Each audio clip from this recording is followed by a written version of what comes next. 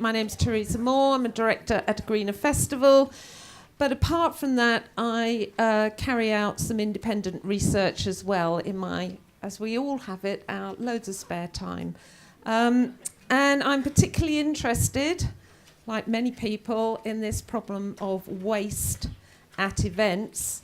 And my focus is why don't event audiences clean up their act? So I'm looking not at the people who are converted, not at the people, perhaps in this room who we talk to, but those people who, for some reason or other, it doesn't really seem to have touched them. And sad to say, my experience of going out on site and carrying out this particular research is at certain events and certain festivals in particular, and it's, not picking out festivals by name at all, the vast majority of people, particularly on the campsites, just have not received this message. We've just gone from the highs of toast beer. I'm sorry, I'm going to plunge us straight back into the dystopian waste images for the first, just to sort of refocus ourselves. But I'd like to start by saying this is just not solely, as we probably know, a festival problem. This is Derby Day in Australia. The races in the UK have exactly the same waste problem after the event. This is Notting Hill Carnival, massive clear up of waste. And I did some research there a few years ago where you literally were wading through waste on the street. I don't know if anybody's been to Notting Hill Carnival recently. I actually broke my little toe because I accidentally kicked a coconut, which just happened to be there. So I was one of those of you on the health and safety side, slips, trips and falls. I had one. And that was just the sheer volume of waste on the ground. And lest it be said that it's not just a UK carnival problem, don't think Holger's in the room at the moment. Yes, he is. Cologne in Germany, Cologne Carnival, same problem. 350 tons, yeah, that's about it, isn't it? But I'm going to talk about festivals, so let's just have some depressing photos of festivals. One of my favourite festivals in Europe that I've visited a few times now, in Switzerland, and the gazebo, the advent of the gazebo, the must-have white plastic canopy that every good festival camper these days has to have, in addition to all the other paraphernalia. Well, you can see the outcome of that. Absolutely tons of it. And then the festival I've been carrying out my research at, and I won't tell you which festival it is until the end. All right. So, as I said, my focus is on behaviour change. I want to understand more about why people act in the way they do and why they haven't yet taken on board, and I'm being optimistic there, yet taken on board the message that we really do need to clean up our act. And I'm going to start by a little bit of theory, because in my past life, and it is my past life now, I was an academic at a university. And so I'm quite interested in how theory relates to practice.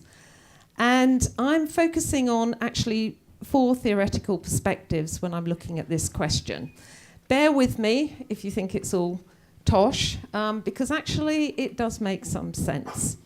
And the first theory I'm looking at, and I'm just going to briefly talk about, very briefly on all of these, to try and understand why people do behave the way they do, is this idea that people are risk averse. They don't like to do different things. They like to carry on doing the things that they've already and always done. People don't like to try something new.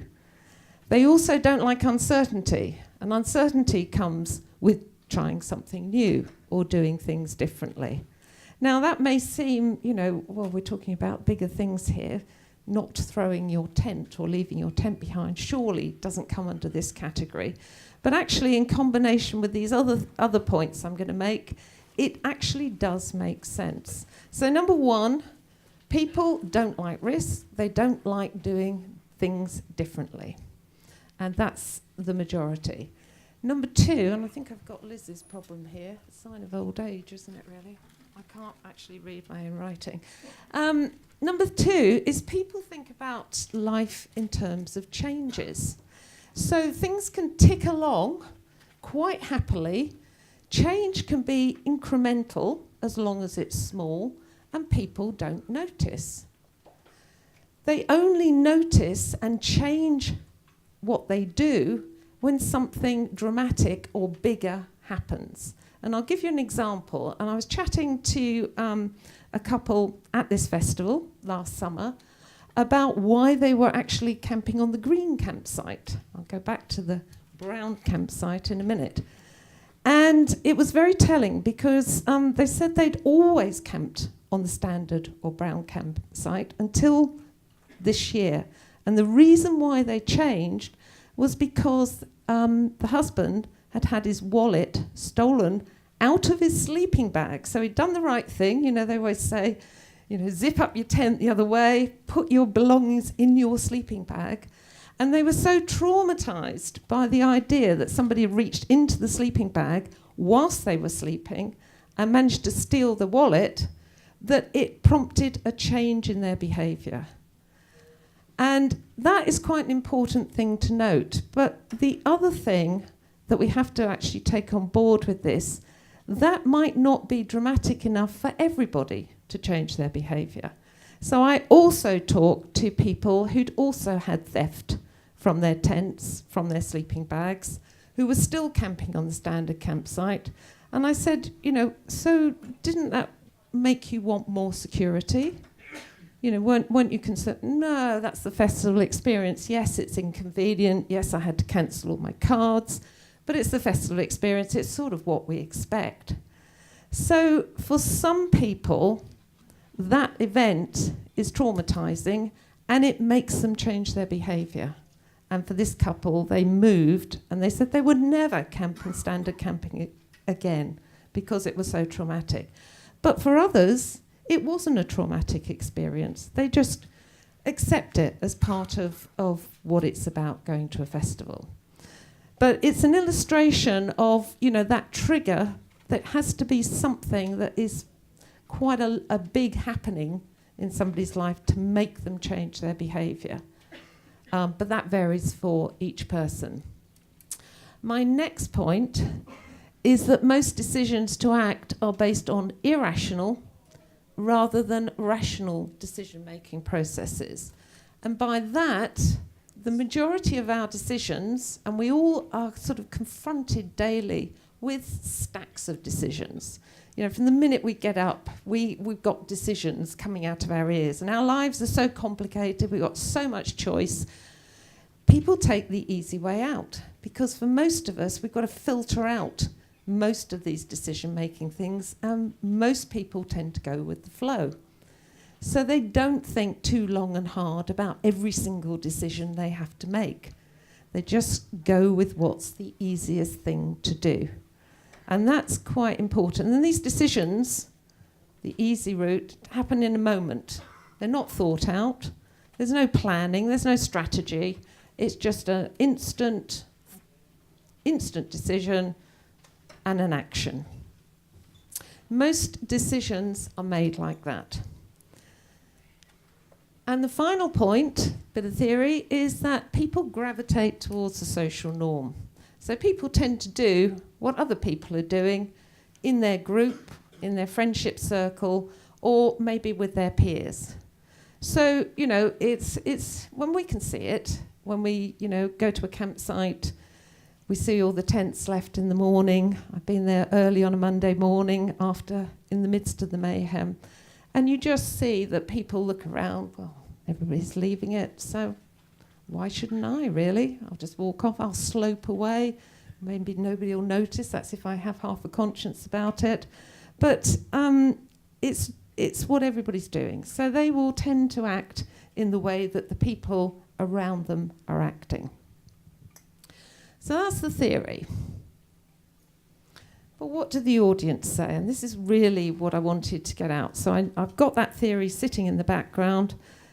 Then I went out into the field 2 years running at this particular festival because I actually wanted to talk to the audience and find out what they thought about it.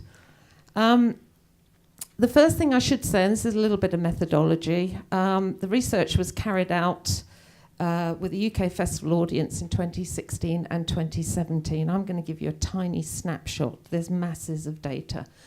The interviews were conducted on what I call the standard campsite, where the fee's included in the ticket price, and that's important to remember. Standard or brown camping is sort of by far the largest area of ordinary camping on this particular festival site and many similar festival sites. And it's where the biggest amount of waste congregates. And the audience, and another reason why I chose this particular festival, who very kindly gave me access, was because they have quite a large demographic.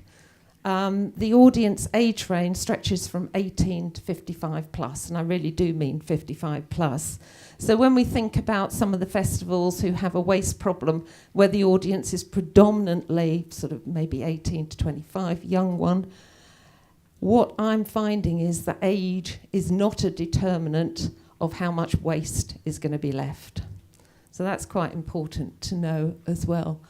And at this particular event, green camping, and they have two camping options.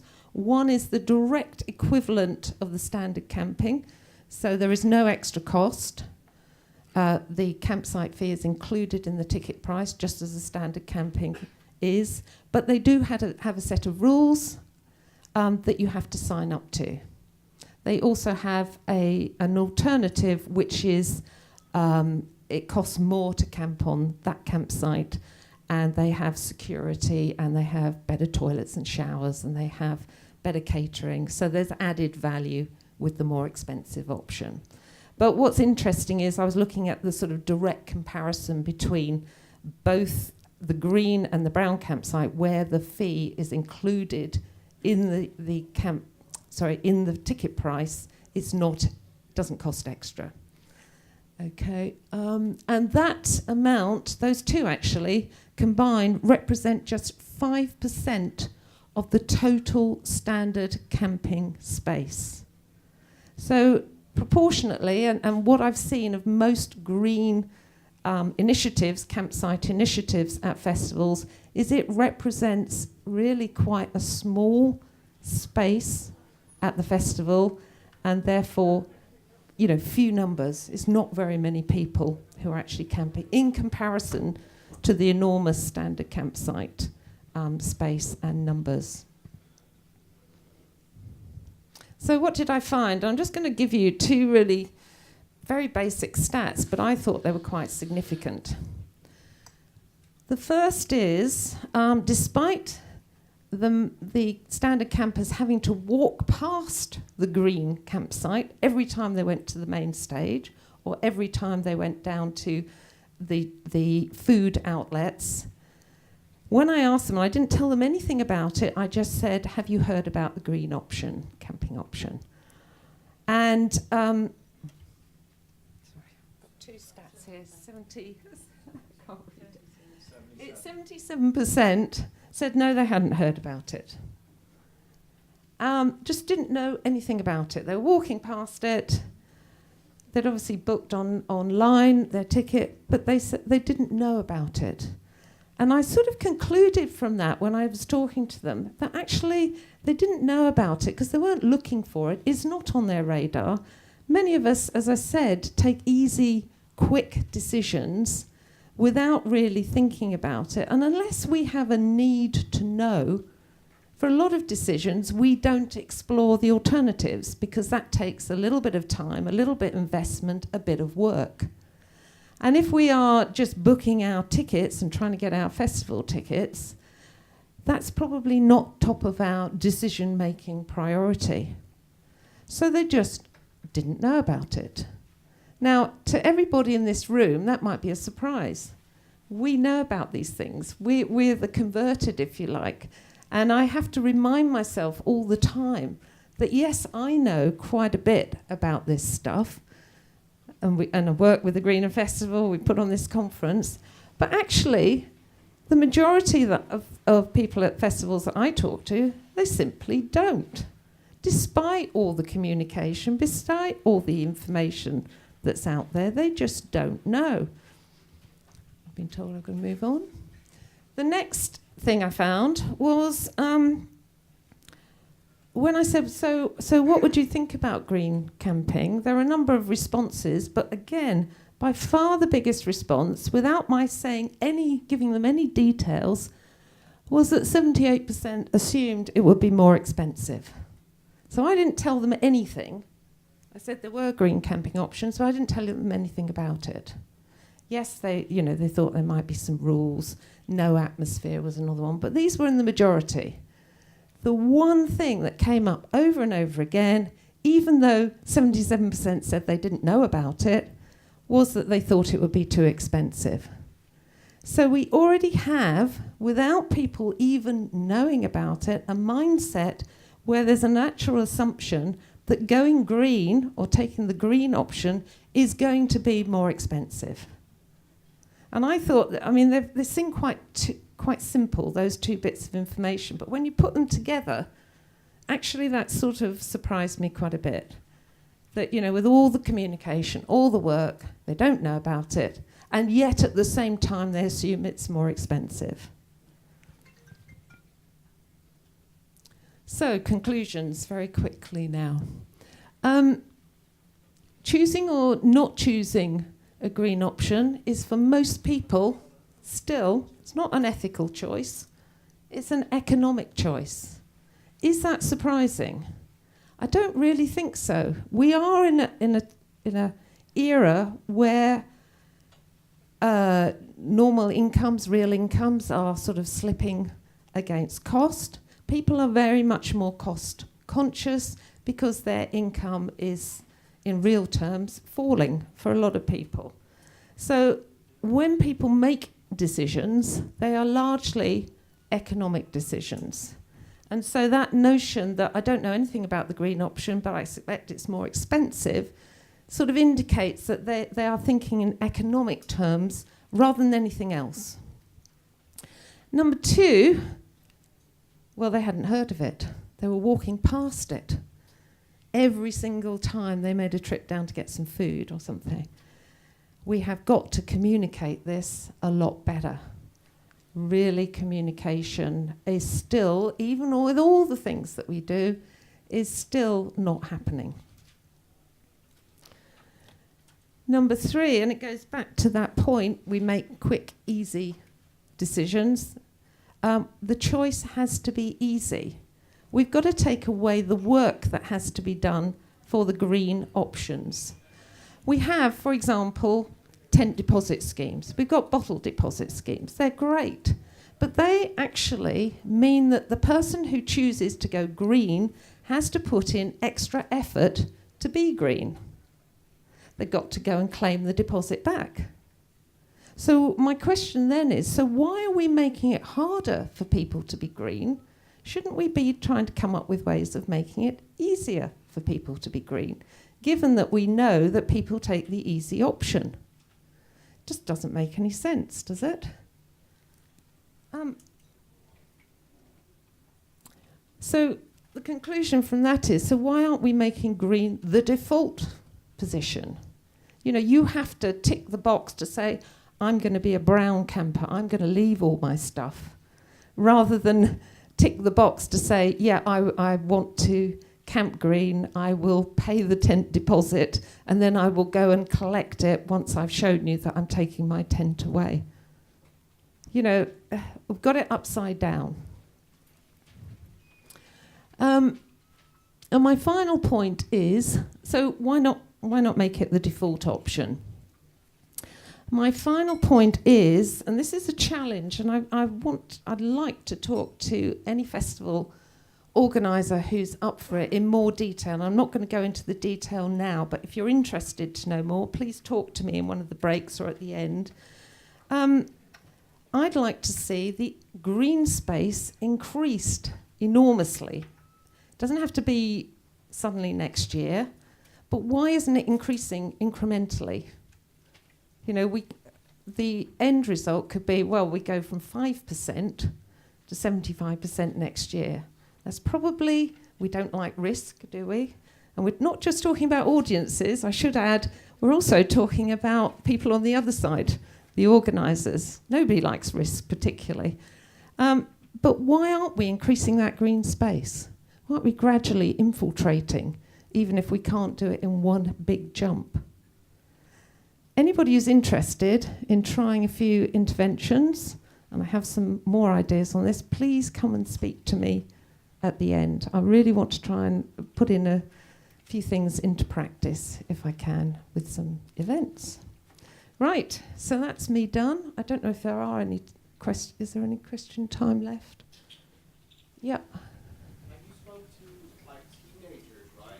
Like, I know a few festivals in the Netherlands who have this scheme that if you clean up your shit, you get discounts back on food, on your ticket price, etc., etc. So, in my eyes, if I see the field is getting greener, for example, I will be still not aware that it's a green festival event. Yeah. Or if an artist is saying, could you please clean your shit up?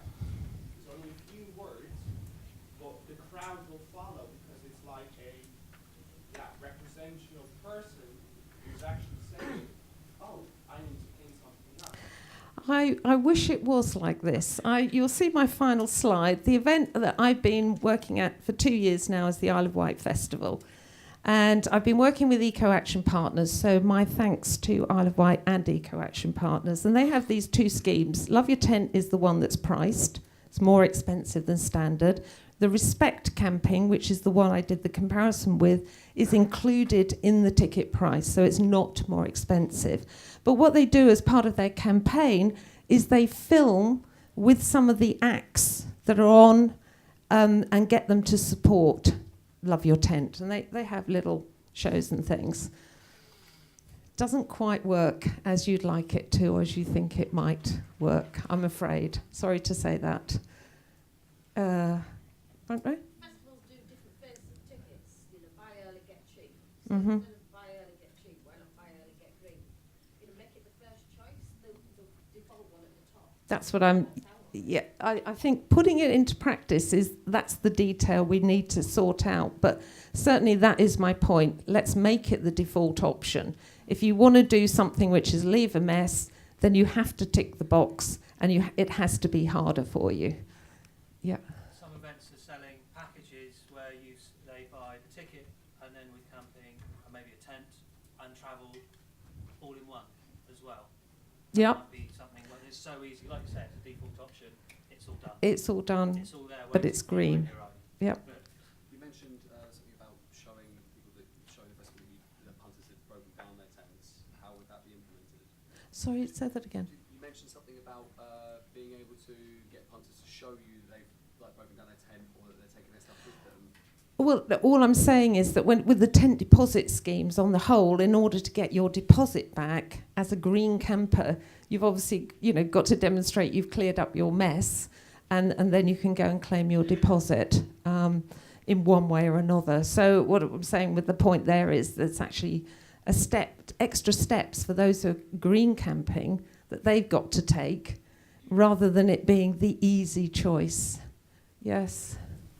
Yeah, so I think I've heard a few examples of from yourself and other speakers of is incentivizing these greener, more responsible actions, and I really see there's value in that, but it also partly feels that it's almost like quite a Pavlovian thing, and I think it's really our responsibility to really enable the people coming to our festivals to comprehend why it's so important to act in this way, so then that message can be taken out beyond.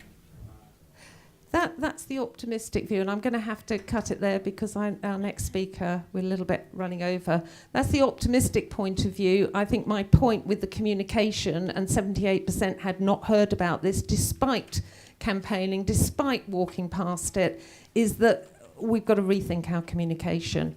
It's not that easy. Very last attempt said we should unify the message. Last note, what would your message be to unify the festival industry? To unify the festival interest. Well, we've got a sort of little campaign we've got going, which is Campsite Chaos. I'm interested myself in trying out some individual interventions at festivals, just to gather more data and see if these things will work. So it's really anybody who's up for trying things out. But we have an initiative which got going at Eurosonic called Campsite Chaos, where we're trying to get the industry together through Europe, through a greener festival, to actually try and sort this problem. And I better go. I really can't take any more. But thank you for your time and listening.